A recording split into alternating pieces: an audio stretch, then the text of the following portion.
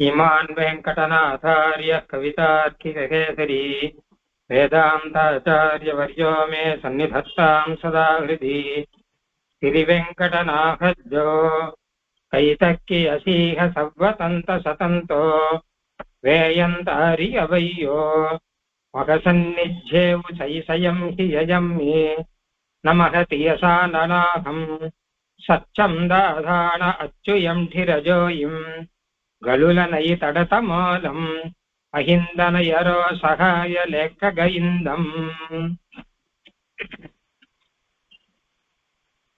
இந்த அச்சு சதகத்திலே கடைசியில இருக்கக்கூடிய சில விஷயங்களை நம்ம இப்ப பார்த்துட்டு இருக்கோம்.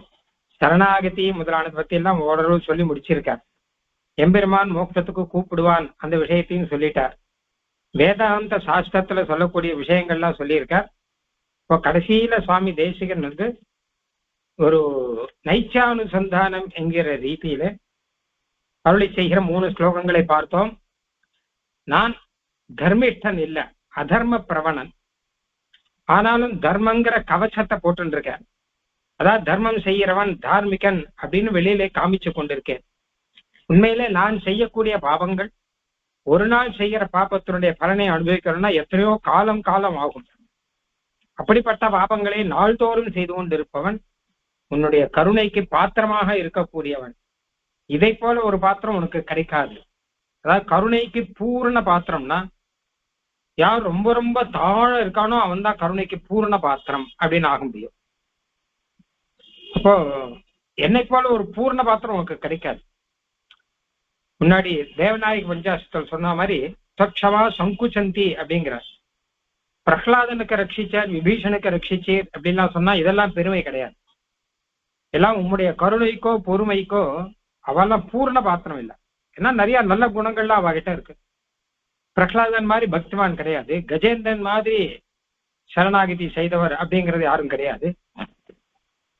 இப்போ திராத்தா பிரஹ்லாத கோகுல அப்படின்னு ஆரம்பிச்சு பிரஹ்லாதன் என்ன கோகுலன் என்ன பிரஹ்லாத கோகுல கஜேந்திர பரீட்சிதாத்யா திராத்தா ஸ்தரந்தி அவசரே அவெல்லாம் அவெல்லாம் நீ ரட்சிச்சு அப்படின்னு. ஆனா சர்வம் ததேகமபரம் அதெல்லாம் ஒரு பக்கம் இருக்கட்டும், என்ன ரட்சிக்க முடியுமா பாரும் அப்படிங்கிற. ஏன்னா அவள்ற ஏதோ குணங்கள்லாம் இருக்கு, நான் ஒண்ணுமே இல்லாத தோஷம் மாத்திரம் இருக்கிறவன். அப்போ என்ன ரட்சிச்சா உன்னுடைய தயா பூர்ணமா இருக்குன்னு அர்த்தம். இல்லாட்டா அப்படிப்பட்டால மாத்திரம்தான் ரட்சிப்பார். பிரகலாதன் கோகுலன் மாதிரி இருக்கால் தான் ரட்சிப்பார். ரொம்ப மோசமான ரட்சிக்க மாட்டார் அப்படின்னு ஆயிட்டா உங்க தயக்கு குறவு வந்துடும். அதனால உண்மை தயா பூர்ணமா தெரியணும்னா பூர்ணமான பாத்திரமாக நான் தான் இருக்கேன் அப்படிங்கிற இந்த விஷயத்தை பல இடங்கள்ல எப்படி ஆனால் தயா சதகத்துல கூட சுவாமி தேசிகன் சொல்லியிருக்கார். அபராத கனைகி அபூர்ண குக்ஷிகி கமலாகாந்ததையே கதம் பவித்ரி அப்படின்னு. ஒரு தயாக்க வந்து வயறு ரொம்பணும் அப்படின்னா நிறைய சாப்பாடு பண்ணணும் இல்லையோ, நிறைய அபராதம் போடணுமா, எல்லா அபராதத்தையும் கபலீகாரம் பண்ணிடும், முழுங்கிடும் பெருமாளுடைய தயையானது. அப்போ யார் யார் செய்த அபராதங்கள்லாம் சேர்த்தா கூட அந்த தயனுடைய வயிறு ரொம்பல. ஆனால் நான் செய்த அபராதங்கள் சேர்த்தா அப்ப அந்த வயிறு ரொம்ப. இப்ப எனக்கு அனுகிரகம் பண்ணாட்டா அந்த தயையானது அபூர்ண குக்ஷி ஆயிடும். ஒரு நல்ல ததியாராதனை சாப்பிடணும்னு போய் வயிறு ரொம்பல அப்படின்னு அப்படி இருக்கும், அந்த மாதிரி ஆயிடும் இது. அதனால ஒரு தயைக்கு நல்ல சாப்பாடு போடணும்னா தயா நிறைய பாப்பங்களை ஒழிக்கணும்.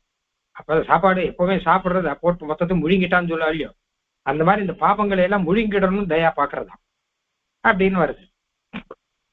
இப்போ அதே மாதிரியாக என்னிடம் நீர் அனுகிரகம் செய்தால்தான் உம்ம தயை பூர்ணமாக ஆக முடியும் அப்படிங்கிற விஷயத்தை சொன்னார். இப்ப மேற்கொண்டு சில விஷயங்கள் நீர் உம்முடைய குணங்களாலே எம்மை ரட்சிக்க வேணும் என்பதற்கு 77வது ஸ்லோகம். அச்சுய துஜ்ஜ குணானம் மைதோசானம் நத்தி குத்த விகணனா தகவி ஜயோ புடமானம் அஹியம் லீனான கோயி நகுதுப்பலம் அச்சுத தவ குணானாம் மம தோஷானாம் அபி நாஸ்தி குத்ரோபி கணனா ததாபி ஜய பிரதமானாம் அதிகம் லீலானாம் பவதி நகலு தௌர்பல்யம். அப்ப நிறைய தோஷம் இருக்குன்னு நிறைய சொல்லிட்டு இருக்கிறேன். எவ்வளவு தோஷம் இருக்கு உமக்கு அப்படின்னு பெருமாள் கேட்கறான்னு வச்சுப்போம். அப்ப எவ்வளவு தோஷம் இருக்குன்னு கேட்டா பதிலுக்கு நான் ஒரு கேள்வி கேட்கிறேன், உனக்கு எத்தனை குணங்கள் இருக்கு அப்படின்னா, என்னுடைய குணங்கள் அனந்த குணங்கள் அப்படின்னா அதே மாதிரிதான் என்னுடைய தோஷங்களும் அனந்த தோஷங்கள். உம்முடைய கல்யாண குணங்களுக்கு கணனா ஒரு எண்ணிக்கை கிடையாது, எண்ணிக்கை கடந்து இருக்கு இல்லையா, அந்த மாதிரி என்னுடைய தோஷங்களுக்கும் ஒரு எண்ணிக்கை கிடையாது. அதே மாதிரிதான், கொஞ்சம் கூட வித்தியாசமே வேண்டாம். ஏதோ பெயருக்காக சொல்ற வார்த்தை இல்லை. உம்முடைய கல்யாண குணங்கள் அனந்தம், முடிவில்லாதவை, எண்ணிக்கை இல்ல. அனந்தங்கிறதுக்கு ரெண்டு அர்த்தம். ஒன்னு எண்ணிக்கை இல்லாதவைன்னு அர்த்தம், கவுண்ட்லெஸ், எண்ண முடியாது, ஏன்னா நிறைய இருக்கு. ரெண்டாவது முடிவில்லாதவை, அதாவது அந்த குணங்கள்ல ஒவ்வொரு குணமும் எந்த அளவு இருக்குன்னு முடிவு பண்ண முடியாது. எந்த அளவு கருணை, எந்த அளவு ஔதாரியம், எந்த அளவு வாத்சல்யம், எந்த அளவு ஞானம் அப்படிங்கறதெல்லாம் கனெக்ட் பண்ண முடியாது, அளவை கடந்து இருக்கு. அதனால ரெண்டு விதத்திலேயே அனந்தம் அப்படின்னு சொல்ற வழக்கம். அதுல உங்களுடைய கல்யாண குணங்களுக்கு எண்ணிக்கை முடிவு கிடையாது இல்லையோ, அதே மாதிரி என்னுடைய தோஷங்களுக்கும் எண்ணிக்கை முடிவு கிடையாதுங்கிறது அந்த அளவு சத்தியம். அது எந்த அளவு சத்தியமோ அந்த அளவு இது சத்தியம் அப்படின்றது. சரி, அப்படின்னா என்ன பண்ண முடியும் அப்படின்னு கேள்வி வரும். என் தோஷங்களுக்கும் முடிவு கிடையாது அப்படின்னா அப்ப இது ரெண்டும் போட்டி போட்டா யார் ஜெயிப்பா? என்னுடைய கல்யாண குணங்களை கொண்டு உம்முடைய தோஷங்களை நான் க்ஷமிச்சுக்கணும் அப்படின்னு வரும். தோஷங்களுக்கு முடிவே கிடையாது அப்படின்னா, அதாவது எப்படி கேட்டா, பொதுவா எது அதிகமாக இருக்கோ அது குறைவாக இருப்பதை வெல்லும், ஜெயிக்கும், அவ்வளவுதானே. நிறைய பேர் இருந்தா வச்சுக்கோங்களேன், ஒரு இடத்துல 100 பேர் சண்டை போட்டான்னா இந்த பக்கம் 50 பேர் சண்டை போட்டான்னா அவன் தோத்து விடும். 100 பேர் சண்டை போட்டான்னா அவன் ஜெயிப்பான். பொதுவாக அப்படிதானே இருக்கும். அப்ப இங்க எப்படின்னு கேட்டான்னா ரெண்டுமே சமமா இருக்கு. அப்போ இப்ப பெரிய போட்டி நடக்கிறது. பெருமானுடைய குணங்கள் நம்ம தோஷங்களை ஜெயிக்கிறதா, இல்ல தோஷங்கள் பெருமாளுடைய குணங்களை ஜெயிக்கிறதா? பெருமாளுடைய குணங்கள் வாத்சல்யம், காருண்யம், க்ஷமா, பொறுமை, அப்புறம் ஔதாரியம் முதலான குணங்கள் ஒரு பக்கம் இருக்கு. நம்முடைய தோஷங்கள் பாபங்கள் நிறைய உடாமல் பண்ணிட்டு இருக்கிற அகிருத்திய கரண கிருத்திய அகரண பகவத் அபசார பாகவத அபசார அசக்கிய அபசார நானாவித அனந்த அபசாரான் முதலானது, அதுக்கப்புறம் அஜ்ஞானம், அதுக்கப்புறம் விபரீத ஞானம், அப்புறம் இந்த மாதிரி அசக்தியுமே நிறைய இருக்கு நம்முடைய தோஷங்கள். அதுவும் நிறைய இருக்கு, இதுவும் நிறைய இருக்கு. இது ரெண்டுத்துக்கும் போட்டி. பெருமாள் நம்மளை ஜெயிக்கணும், ஜெயிச்சு தங்கிட்ட கூட்டுக்கணும். நாம என்ன பண்றோம் கேட்டா, நம்ம தோஷங்கள் இருக்கு அப்படின்னால பெருமாள் கிட்டே போக மாட்டேன்னு விலகி விலகி விலகி சம்சாரத்திலேதான் இருந்துட்டு இருக்கோம் அப்படின்னு நம்முடைய தோஷங்கள்லாம் இந்த பக்கம் இழுக்கிறது. யானை முதலை மாதிரி, யானை கரையில இழுக்கிறது, முதலை ஜலத்துல இழுக்கிறதாம். கடைசியில் அப்படியே இழுத்துன்னு இருக்கு, பெருமாள் வர வரைக்கும் இழுத்துன்னு இருக்கு. ஒன்னும் முதல்ல இழுத்துடணும் மொழி வேகமா, ஆனா முதலையாலையும் இழுக்க முடியல. இல்ல யானையாவது பலிஷ்டனா கரையில் இழுக்க முடியும், யானையாலையும் இழுக்க முடியல. ஏன்னா ரெண்டுக்குமே பலம் அதிகம். முதலைக்கு ஜலத்துல பலம் அதிகம், யானைக்கு கரையில பலம் அதிகம். இது ரெண்டும் கேட்டான்னா ஜலமும் கரையும் இல்லாமல் நடுவில் இருக்கு. அதாவது யானை கரையில இருக்கு, முதலை ஜலத்துல இருக்கு. யானை மெதுவா அந்த முதலைய கரைக்கு இழுத்துருத்துன்னு வச்சுக்கோங்க, அதுக்கப்புறம் இன்னொரு காலில் போட்டுரும் அந்த முதலைய, யானை ஜெயிச்சோம். இல்ல முதல்ல மெதுவா யானையை உள்ள இழுத்துருத்துன்னு வச்சுக்கோங்க, அப்ப முதல்ல ஜெயிச்சோம். ஆனா ரெண்டு வெள்ள இழுத்துன்னு இருக்கு. அந்த மாதிரி பெருமாளுக்கு கல்யாண குணங்கள் அதிகம், நமக்கு தோஷங்கள் அதிகம். இந்த ரெண்டும் ஒண்ணுக்கு ஒண்ணு போட்டி போட்டுன்னு இழுத்துன்னு இருக்கு. பெருமாள் நம்ம பக்கம், பெருமாள் தம் பக்கம் நம்மளை இழுக்கிற. நாம பெருமாள் விட்டு இந்த பக்கம் நம்ம எப்படியா தப்பிச்சா போறோம் அப்படின்னு பார்த்துட்டு இருக்கோம்.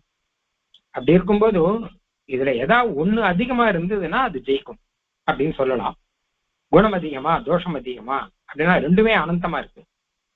அப்ப எப்படி ஜெயிக்கும் கேட்டான்னா கடைசியில குணங்கள் தான் ஜெயிக்கிறது. நான் பெருமாள் தான் நம்மளை தன்கிட்ட கூட்டுக்கிறார் அப்படின்னு வருது. ததாபி ஜயா பிரதமானாம் சொல்ற அச்சுய தவ குணானாம் மம தோஷானாம் அப்படி நாஸ்தி குத்திர அப்படி கணனா. அச்சுதா, உன்னுடைய குணங்களுக்கும் முடிவு கிடையாது. கணனானா எண்ணிக்கை, எண்ணிக்கை கிடையாது. என்னுடைய தோஷங்களுக்கும் எண்ணிக்கை கிடையாது. ததாபி இப்படி இருந்தாலும் ஜய பிரதமா, நாம் முதல்ல சொன்ன உன்னுடைய குணங்கள் இருக்கொள் அதுதான் ஜெயிக்கிறது. என்னுடைய தோஷங்கள் தோத்துதான் போகும். அதான் நீர் என்னை ஆட்கொள்ள போகிறீர், என்ன ஜெயிச்சு இப்ப சரணாகதி எல்லாம் மண்ணை வச்சுட்டு மேல மோட்சத்துக்கு கூட்டுக்க போறே. இதுதான். இது எப்படி ரெண்டுமே துல்லிய பலமாக இருக்கச்சா, அதாவது ரெண்டுமே சமானமான அளவு இருக்கச்சா அது எப்படி ஜெயிக்கிறதுன்னு கேட்டா, அதிகம் லீனானாம் பவதி நகலு தௌர்பல்யம் அப்படிங்கிறார். அதாவது யார்கிட்ட இருக்காங்கிறத பொறுத்து இருக்கு அந்த குணங்கள் தோஷங்கள். குணங்கள் எல்லாம் சர்வேஸ்வரன் கிட்ட பரமாத்மா கிட்ட இருக்கு, தோஷங்கள்லாம் ஜீவாத்மா கிட்ட தான் இருக்கு. அப்போ பரமாத்மா கிட்ட இருக்கும் இல்லையோ, என்ன ஆனாலும் அவன் உயர்ந்தவனும் இல்லையோ, அதனால உயர்ந்தவர்கிட்ட இருப்பவர்கள் யாரா இருந்தாலும் அவ ஜெயிப்பா, தாழ்ந்தவர்களை ஆசிரியித்து இருப்பவர்கள் யாரா இருந்தாலும் அவ தோத்து போயிடுவா அப்படின்னு ஒரு லோகத்துல இருக்கும் இல்லையோ. அதிகம் லீனா ஆனாம், அதிகம்னா இந்த இடத்துல உயர்ந்தவன் அர்த்தம். உயர்ந்தவரை அடைந்திருப்பவர்கள் அவர்கள் ஜெயிப்பார்கள். ஒரு சின்ன உதாரணம், அழகான உதாரணம் ஒண்ணு சொல்றேன் பாருங்க. மகாபாரத யுத்தத்துல பாண்டவர்களுக்கு 7 அக்ஷௌகினி சேனா, கௌரவர்களுக்கு 11 அக்ஷௌகினி சேனா இருந்தது. அதாவது பாண்டவர்களை விட 1.5 பங்குக்கு மேல அதிகம். அங்க 7 பாதி சேர்த்தா கூட 3 7 3 10 தான் வருது. ஆனா மேல ஒரு 6 அக்ஷௌகினி இருக்கு. பாண்டவருடைய சேனையை காட்டிலும் கொஞ்சம் அதிகம் இல்லை, இதுல இன்னொரு 1/2 பங்கு அதிகம், அதுக்கு மேலே அதிகமா இருக்கு கௌரவருடைய சேனா. அங்கேயும் ஒண்ணு வீரர்களுக்கெல்லாம் குறைவில்லை. இங்க அர்ஜுனன் இருக்கார், பீமன் இருக்கார் அப்படிலாம் சொல்ற மாதிரி அர்ஜுனன், பீமன், சாத்தியகி, அதுக்கப்புறம் திருஷ்டத்யும்னன், இவெல்லாம் இந்த பக்கத்து வீரர். அங்கேயும் பீஷ்மர், கர்ணன், துரோணர், கிருபாச்சாரர் முதலானவர்கள்லாம் நிறைய பேர் இருக்காங்க. ஆனா கூட எண்ணிக்கையில பார்த்தா அவதான் அதிகம், கௌரவர்கள் தான் அதிகம். ஆனா கூட பாண்டவர்கள் தான் ஜெயிச்சா. என்ன காரணம் கேட்டா, இங்க கிருஷ்ணன் இருக்கான். இங்க கிருஷ்ணாஸ்ரயாக கிருஷ்ண கதாக, கிருஷ்ணனை ஆசிரிச்சு இருக்கிறவா, கிருஷ்ணனை பத்தியே பேசிட்டு இருக்கிறவா பாண்டவர்கள்.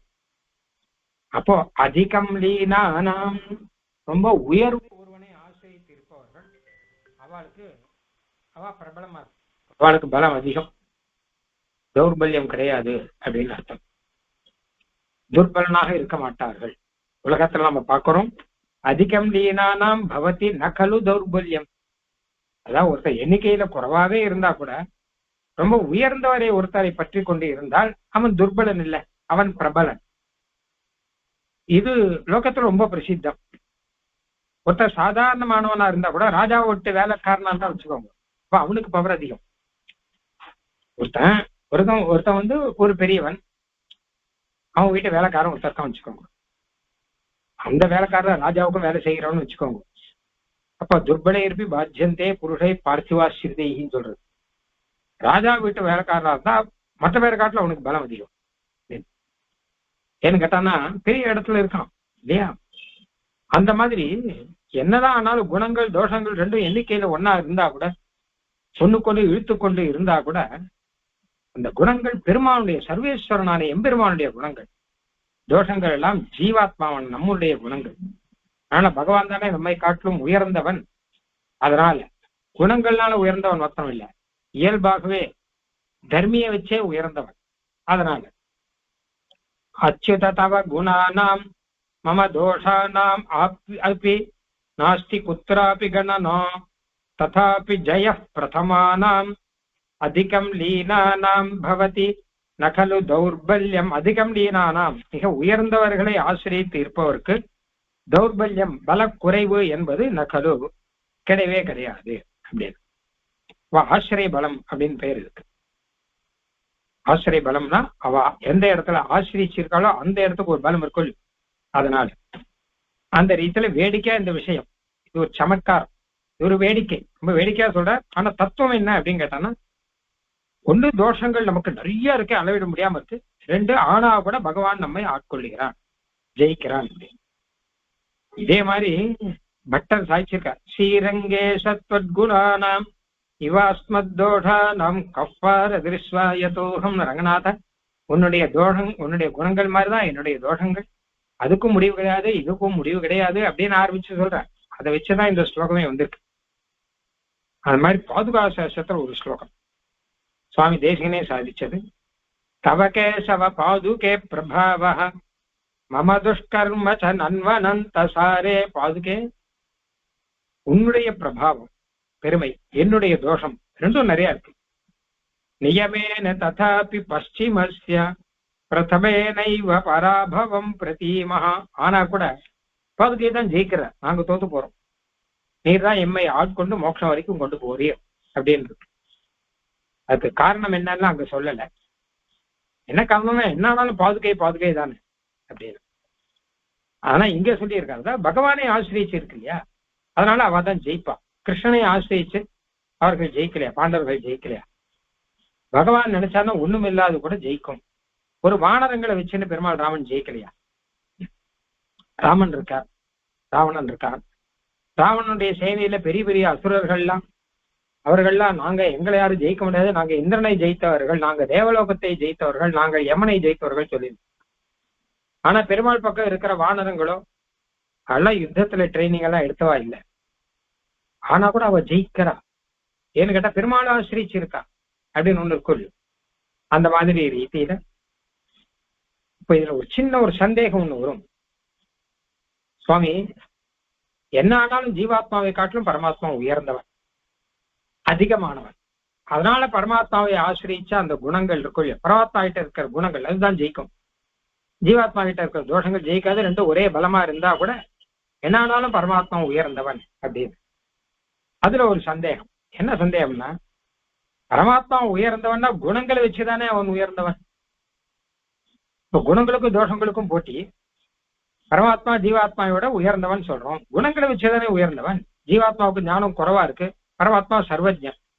ஜீவாத்மாவுக்கு சக்தி குறைவா இருக்கு, பரமாத்மா சர்வசக்தன். இப்படி எல்லாம் வச்சு பாக்குறோம் இல்லையோ.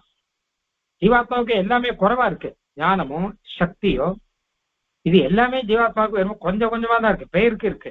ஆனா பரமாத்மாவுக்கு எல்லாமே உயர்த்தியாக உயர்ந்ததாக இருக்கு. அப்ப அந்த ரீதியில வச்சு குணங்களை வச்சுதானே பரமாத்மா உயர்ந்தவன் அப்படின்னே நாம சொல்றோம். ஆனா இப்ப என்ன சொல்றோம் கேட்டான்னா, அந்த பரமாத்மா கிட்ட இருக்கிறபடினால்தான் குணங்களுக்கு பலம் அதிகம் அப்படின்னு சொல்றீரு. அப்ப என்ன சந்தேகம் கேட்டா, குணங்களாலே பகவானுக்கு உயர்த்தியா இல்ல பகவானாலே குணங்களுக்கு உயர்த்தியா? இந்த ஸ்லோகத்தை வச்சு பார்த்தானா பகவானாலே குணங்களுக்கு உயர்த்தின்னு சொல்ற மாதிரி இருக்கு. ஆனா உண்மையில பார்த்தானா குணங்கள்னாலதான் ஒருத்தர் உயர்ந்தவர் அப்படின்னு நம்ம தீர்மானம் பண்றோம். நம்மள மாதிரி இல்ல பரமாத்மாவானவர். ஜீவாத்மா ரொம்ப அல்பமாக அணுவா இருக்கான், பரமாத்மா விபுவா இருக்கான் அப்படின்னு பார்த்தோம்னா அவனுக்கு குணங்கள்னாலதான் உயர்த்தி.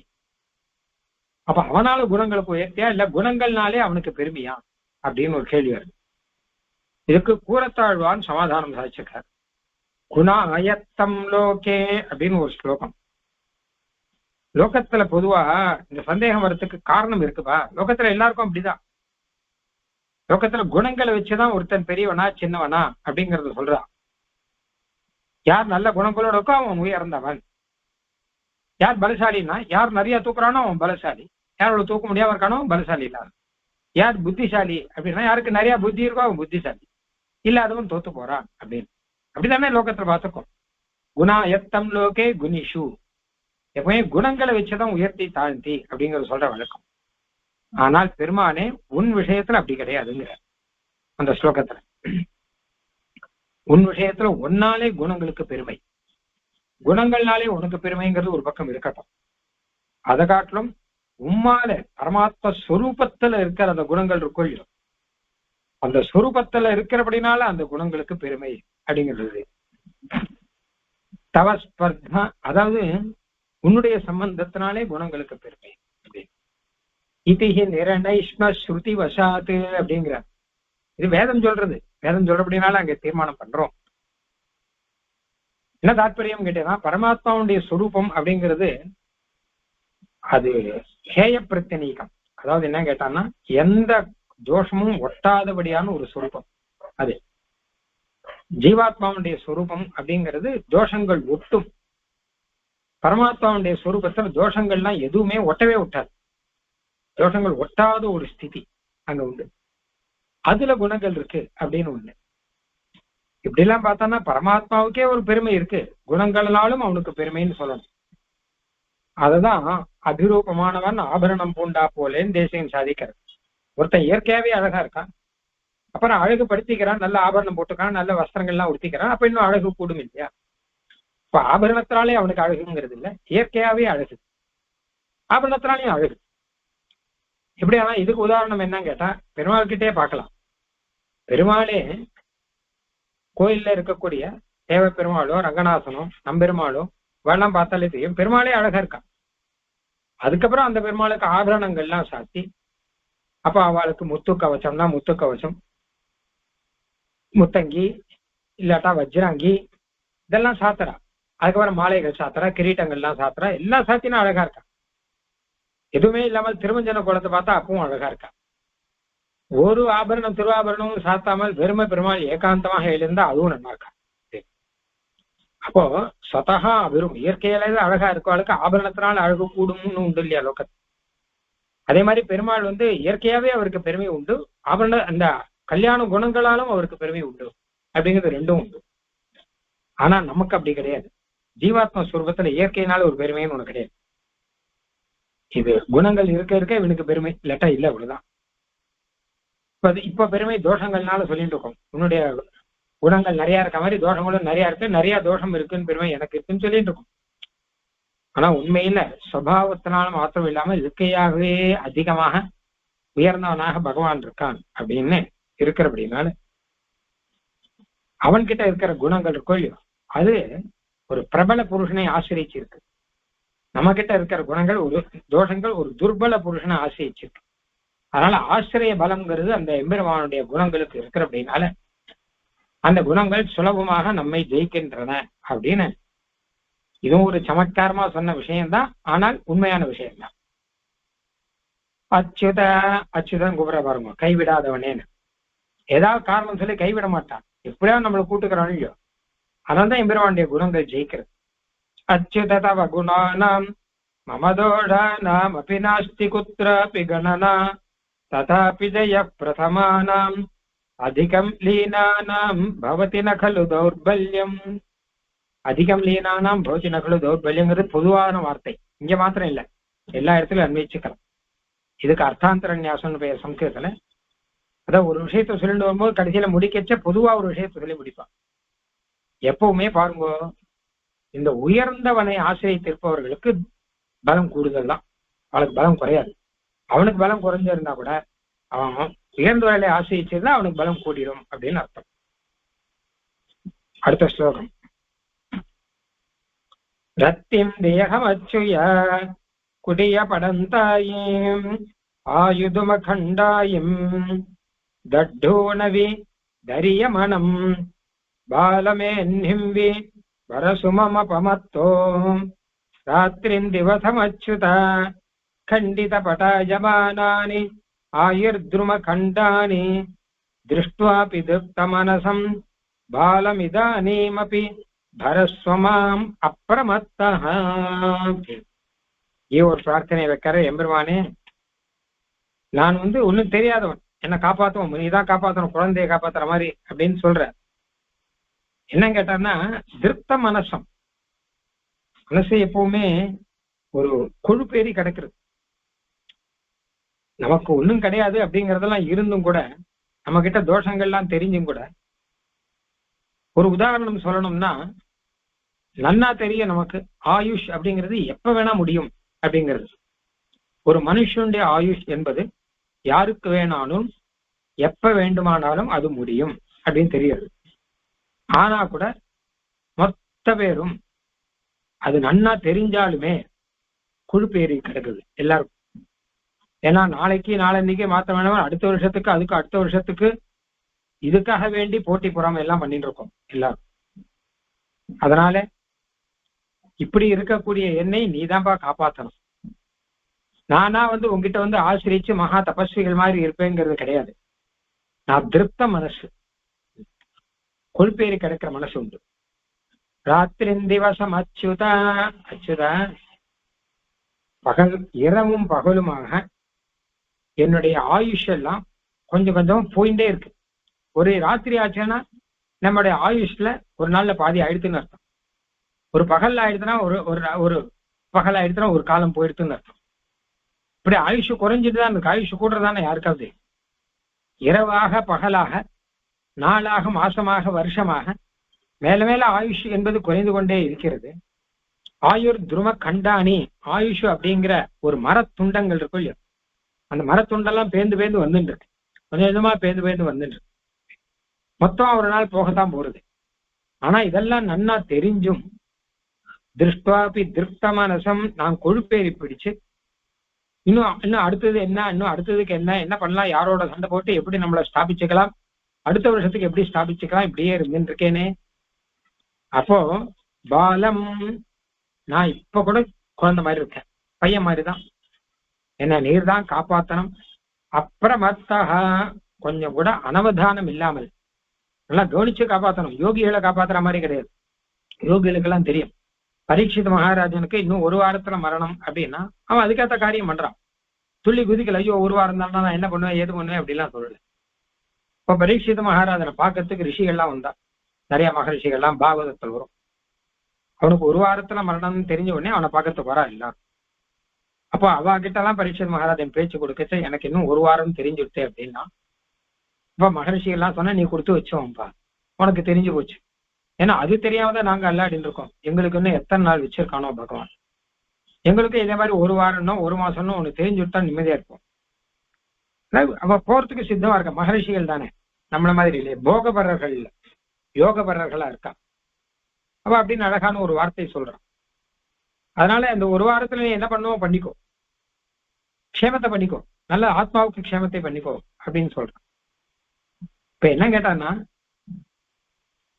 ராத்திரின் திவசம் நாளாக நாளாக ஆயுஷானது குறைஞ்சிருக்குன்னு தெரிஞ்சுமே இன்னும் மேற்கொண்டு நாம இந்த ஆத்மக்ஷேமத்தை பார்க்கணும்னு பார்க்காமல் திருப்த மனசம், நான் என்னவோ இன்னும் 2 வருஷமானாலும் இப்படியேதான் இருக்க போறேன் அப்படின்னு ஒரு அகங்காரம் பிடிச்சு எல்லாம் அப்ப பாத்துக்கலாம் அப்படின்னு சொல்ற முடியும். பாலம் இதானியமபி பரஸ்வமாம் அப்பிரமத்தா, அதனால நீர் அப்பிரமத்தா, நீர் என் விஷயத்துல கவனத்தோடு இருக்கணும். அவெல்லாம் ரிஷிகள்லாம் மாதிரி கிடையாது, அதுதான் சொல்ல வந்தேன். ரிஷிகளை பெருமாள் ரட்சிக்கிறான்னா அது இல்ல, அவ போறதுக்கு தயாரா இருக்கா, பெருமாள் திருவடி வரத்துக்கு தயாரா இருக்கா, உயிரை விட தயாராக இருக்கிறார். ஆனா நான் அப்படி கிடையாது, இன்னும் எத்தனை நாள் வேணாலும் இங்க இருக்கேன்னு நினைச்சுட்டு இருக்கேன். அதனால பெருமாளே என்னை ரட்சிப்பது அவ்வளவு சுலபம் இல்லை, கொஞ்சம் கவனத்தோட இருந்து என்னை எப்படி கூட்டுக்கணுமோ அப்படி கூட்டுக்கணும் அப்படிங்கிற அர்த்தத்துல இந்த ஸ்லோகம் இருக்கு. இதுல மனுஷன் எத்தனை நாள் ஆனாலும், அதாவது முன்காலத்துல ரிஷிகள்லாம் என்ன பண்ணுவாங்க கேட்டா, எல்லாருக்கும் முதல்லயே வைராக்கியம் வந்துடாது. ஒரு குறிப்பிட்ட காலம் ஆச்சுன்னா பட்டுன்னு எல்லாத்தையும் விட்டுட்டு காட்டுக்குள்ள போய் தபஸ் பண்ண ஆரம்பிச்சுருவாளாம். முன்காலத்துலன்னா ரொம்ப வருஷம் முன்னாடி, 5000 வருஷம் முன்னாடி.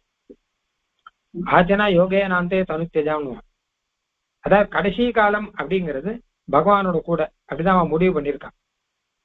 மகாபாரதத்துல இது வரும், கடைசி காலத்துல பாண்டவர்கள் எல்லாம் காட்டுக்கு போனார்கள் அப்படின்னு வரும். பாண்டவர்லாம் நடுவுல கூட தான் காட்டுக்கு போனான், ஆனா கடைசியில போனது அப்படி கிடையாது. பிராண தியாகம் பண்ணுவதற்காக காட்டுக்கு போனார்கள், ராஜ்யத்தெல்லாம் திறந்துட்டு அவெல்லாம் காட்டுக்கு நடந்து போறான்னு வரும். அது மாதிரி கடைசியில காட்டுக்கு போய் பிராண தியாகம் பண்ணுவாங்க, அதுக்கு தயாரா இருப்பா. ஆனா இப்ப எவ்வளவு சௌரியங்கள்லாம் வந்துருது. கடைசியில போறதா இருந்தா கூட ஆஸ்பத்திரிக்கு தான் போகணும், காட்டுக்கு போறது. ஏன்னா கடைசி வரைக்கும் பார்த்துடுறது, நீங்க கவலைப்படாதவங்கோ அப்படிங்கிற டாக்டர், நான் பாத்துக்கிறேன் அப்படிங்கிற, ஒண்ணும் இல்லை பிரச்சனை இல்லை அப்படின்னு தான் சொல்லிடுறோம். இன்னும் 2 வருஷம் 3 வருஷம் தள்ளுவான், தள்ளுறதுக்கு என்ன வழி அப்படின்னு தான் பார்த்துன்றோம் எல்லாரும். அப்போ போறதுக்கார சித்தம் கிடையாது, திருப்த மனசு அப்படின்னு பார்ப்போம். அதுக்கு என்ன, அது வரைக்கும் எவ்வளவு சாதிக்க முடியும் அவ்வளவு சாதிக்கலாம் அப்படிங்கிற ஒரு ஐடியா தான் இருக்கு எல்லாருக்குமே. ராத்திரின், அது முதல் வரியில என்ன சொல்றான்னா, ராத்திரின் திவசம் அச்சுத கண்டித பட்டாயமானானி ஆயுர் துரும கண்டானி. ஆயுஷ் என்பது மரம், அந்த மரத்தினுடைய கண்டங்கள்லாம் சின்ன சின்ன துண்டுகள், அதெல்லாம் பிஞ்சு பிஞ்சு வந்துட்டே இருக்கும் கொஞ்சம் கொஞ்சமா.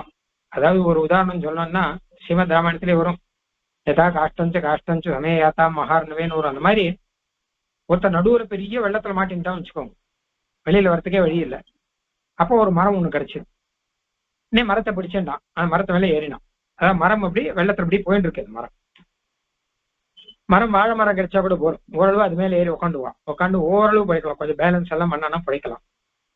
ஆனா என்ன ஆகுதுன்னு கேட்டான்னா, அந்த மரத்துல இருந்து கொஞ்சம் கொஞ்சமா பேந்து போயிட்டு இருக்கு, வெள்ளத்துல அடிச்சு அடிச்சு போயிட்டு இருக்கு. இவன் பார்த்துட்டு இருக்கச்சியே ஒரு மரம் இருக்குன்னே வச்சுப்போம், ஆனா ஒசரமா இருக்கு. மரத்தை பிடிச்சு மேலே ஏறிட்டான், கீழே பார்த்தா மரத்தினுடைய வேர்ல கொஞ்சம் கொஞ்சமா அரிச்சுன்னு இருக்கு, கொஞ்சம் கொஞ்சமா அதனுடைய கண்டங்கள்லாம் போயிட்டே இருக்கு. அப்ப மேல இருக்கவனுக்கு எப்படி இருக்கும்? அந்த மாதிரிதான் என் கதை இருக்கு, கொஞ்சம் கொஞ்சமாக அரித்து கொண்டு போயிட்டு இருக்கு. ஆயுர் துரும கண்டானி, ஆயுஷ் என்கிற மரத்தினுடைய துண்டுகள் எல்லாம் கொஞ்சம் கொஞ்சமா போயிட்டு இருக்கு. ஒவ்வொரு நாளும் ஒரு நாள் ஆச்சுன்னா நமக்கு வாழ்க்கையில ஒரு நாள் குறையிறதுன்னு தானே அர்த்தம், ஒரு நாள் கூடுறதுன்னு அர்த்தம் இல்லையா. நமக்கு எத்தனை நாள் இருக்கோ அதுல ஒரு நாள் குறைகிறது அப்படின்னு தானே அர்த்தம். அப்போ நந்தன் துதித ஆதித்தே நந்தன் அஷ்டமத்தே ரவௌ அப்படின்னு ஸ்ரீமத் ராமாயணத்துல ஒண்ணு. சூரியன் உதிச்சான்னா ஆஹா புதுசா ஒரு நாள் வந்துட்டுன்னு சந்தோஷப்படுறோம். சூரியன் அஸ்தமிச்சான்னா ஆஹா இன்று ஒரு புது ராத்திரி அப்படின்னு சந்தோஷப்படுறோம். ஆனா உண்மையில என்ன கேட்டா புதுசா ஒண்ணு கிடைக்கல, இருக்கிறதுல ஒண்ணு போயின்னு இருக்குங்கிற ராமாயணத்துல. நமக்கு எத்தனை நாள் இருக்கோ அதுல ஒண்ணு குறையிறது. பர்த்டேவே வச்சுப்போமே, பிறந்த நாள் அப்படின்னா பிறந்த நாள் கொண்டாடும். எத்தனாவது பிறந்த நாள்? 45வது. எத்தனாவது பிறந்த நாள்? 60வது. இது 61வது, 65வது அப்படின்னு கொண்டாடும். நான் 65ன்னா விசேஷமாச்சே, 70ன்னா விசேஷமாச்சே, 80ன்னா விசேஷமாச்சே அப்படின்னு சொல்லிட்டு என்ன விசேஷம்? 65 அப்படின்னா 100ல 40, இன்னும் 40 பாக்கின்னு அர்த்தம். 100ன்னு வச்சுப்போம். 80ன்னா 40ல இன்னும் 20 தான் பாக்கின்னு அர்த்தம். 90ன்னா இன்னும் 10 தான் பாக்கின்னு அர்த்தம். ஏதோ ஒரு ஆயுஷ்னு ஒண்ணு இருக்கும் இல்லையா, அது குறையிறதானு குறையிறது. அப்போ குறையிறதுங்கிறது உண்மையா இல்ல 65ன்னு அதிகமாச்சுங்கிறது உண்மையா யோசிச்சு பார்க்கணும். 65, 75, 85 அதிகமானதை காட்டிலும் குறைஞ்சு போனதுங்கிறது உண்மை. ஏன்னா என்னைக்கானாலும் போகத்தான் போகிறது அப்படின்னு இருக்க முடியாது. ஆனா சந்தோஷப்படுறான். அந்த மாதிரி நந்தந்தி உதித்த ஆதித்தே நந்தந்தி அஷ்டமிதே ரவோ. சூரியன் உதிச்சா புது நாள் வந்திருக்குங்கிறான். ஆனா புது நாள் வந்திருக்குங்கிறது காட்டிலும் ஒரு நாள், நம்மளுடைய நாள்ல ஒரு நாள் போயிடுத்துங்கிறது தான் அதுல முக்கியம் அப்படின்னு சொல்ற. அது உணரலையே. நாவ புத்தியந்தே ஆத்மனஹா ஜீவித க்ஷயம். தனக்கு ஒரு நாள் குறையிறதுன்னு அவ உணர்ந்துக்கலையே, ஏதோ புதுசா ஒரு நாள் கூடுறதுன்னு நினைச்சுட்டு இருக்கான். பர்த்டே கூட்டின்னு இருக்கு, 65ஆச்சு 66ஆச்சு, ஒவ்வொரு பர்த்டேவா கூட்டின்னு இருக்குன்னு சொல்றாளே தவிர யாராவது ஒருத்தாள் என்னுடைய நாள் குறைஞ்சுட்டு இருக்குன்னு யாராவது சொல்றாளா? இல்லையே. இதுதான் திருப்த மனசம் அப்படிங்கிற. கண்டித பட்டாயமானி. எப்படி ஆயுஷ் குறையிறதுன்னா கண்டித பட்டம் போலங்கிற. அதாவது துணி நெஞ்சு போச்சுன்னு வச்சுக்கோங்க, கொஞ்சம் பிஞ்சன் வந்துட்டே இருக்கும். துணி நெய்ய ஆரம்பிச்சா முதல்ல கொஞ்சம் கிழி, அந்த பக்கம் கிழி, இந்த பக்கம் கிழி, கிழிஞ்சு மொத்தமா போயிடும். அந்த துணி மறுபடியும் பழைய மாதிரி ஆகுங்கிறது உண்டா?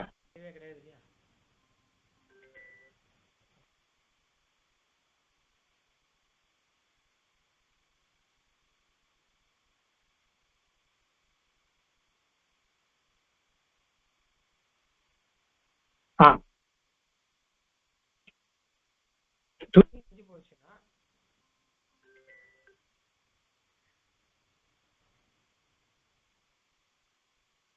போனதுதான்.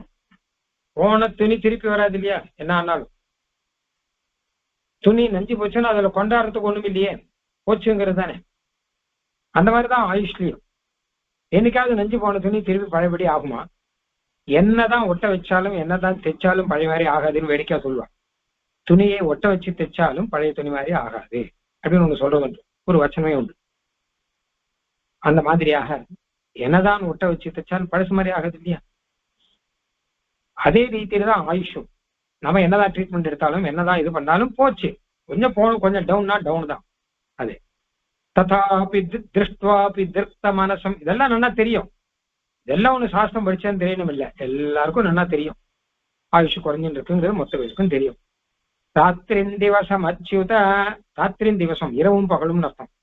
இரவும் பகலுமாக கண்டித பட்டாயமானி கிழிஞ்ச துணி போல, ஆயுர் துரும கண்டானி ஆயுஷ் என்கிற மரத்தின் துண்டுகள் எல்லாம் போயின்னு இருக்கின்றன அப்படின்னு.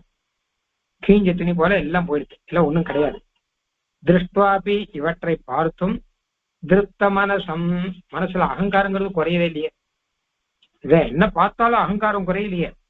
மேலும் மேலும் என்னமோ சாதிக்க போறோம் அப்படின்னு தானே இருக்கு. அப்போ அப்படிப்பட்ட என்னை நானா திருந்தி வந்து சரியாகி அப்பா என் கையில ஒண்ணும் இல்லைன்னு உணர்ந்து உங்ககிட்ட வருவேன்னு எதிர்பார்க்காத. நான் திருப்த மனசோட இருக்கேன். அப்போ பரஸ்வமாம் அப்பிரமத்தா. என்ன நீர் தான் பரிக்கணும் உங்ககிட்ட வச்சு காப்பாற்றணும்னு அர்த்தம். அப்பிரமத்தான்னு ஒரு பதம் இருக்கு. கொஞ்சம் ஜாக்கிரதையா இருக்கணும் என்கிட்ட. ஏன்னா மற்ற பேர் மாதிரி இல்லை, முதலே சொன்னோம் இல்லை, மகரிஷிகள் மாதிரி இல்லை, ஜாக்கிரதையா இருந்து காப்பாற்றணும் அப்படின்னு அர்த்தம். பாலம் இதானீம் அப்படி. சரிதான், ஒன்னும் தெரியல போல இருக்கு.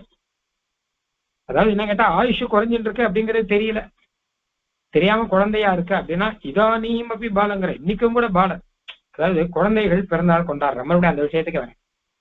குழந்தைகள் பிறந்த நாள் கொண்டாடுறோம். முதல் வருஷம், 2ஆவது வருஷம், 5ஆவது வருஷம், 10ஆவது வருஷம் கொண்டாடுறோம். அவ கொண்டாடுறான்னா பரவாயில்ல. அவளுக்கு ஆயுஷ் குறையிறதுங்கிற அம்சம் அவளுக்கு தெரியாது.